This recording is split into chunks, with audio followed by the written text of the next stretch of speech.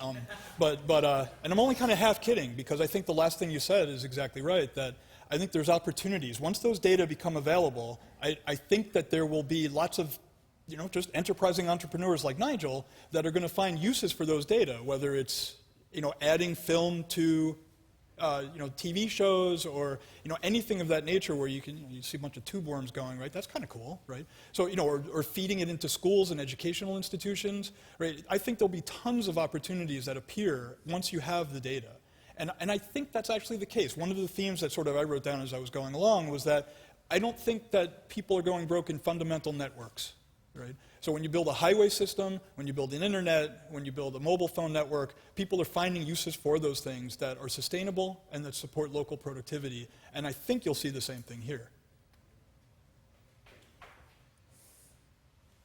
Yeah. Hi, I'm Nicola. It's from the GSMA Development Fund. It's a question for Nigel.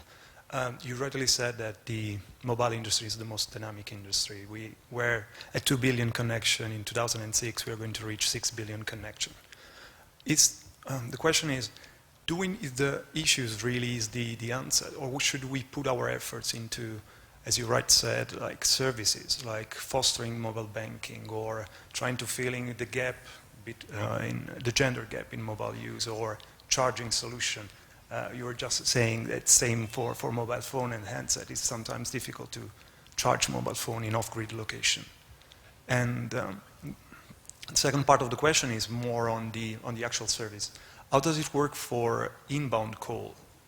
Do user needs to know when they're going to receive the call, or because I see a huge potential also in terms of not just also in a developed country for the use of double SIMs, but also in developing country where people are also very price sensitive and they've got multiple SIMs. So this could be also a good service also in the developing country.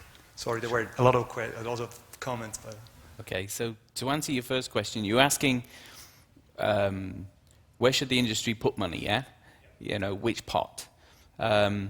There's a lot of programs that are being run, for example, by GSMA Development Fund, on mobile money for the unbanked, looking at people below $2 a day, the gender gap that's out there, green technologies for base stations, make greener base stations, charging solutions for people in rural communities, which is a huge problem. The people that do have phones, typically they may spend a day in their weekly life cycle actually planning to go walk to a certain village and charge a handset for several hours and walk back. It's actually planned into their program. And I think all these initiatives have their merits.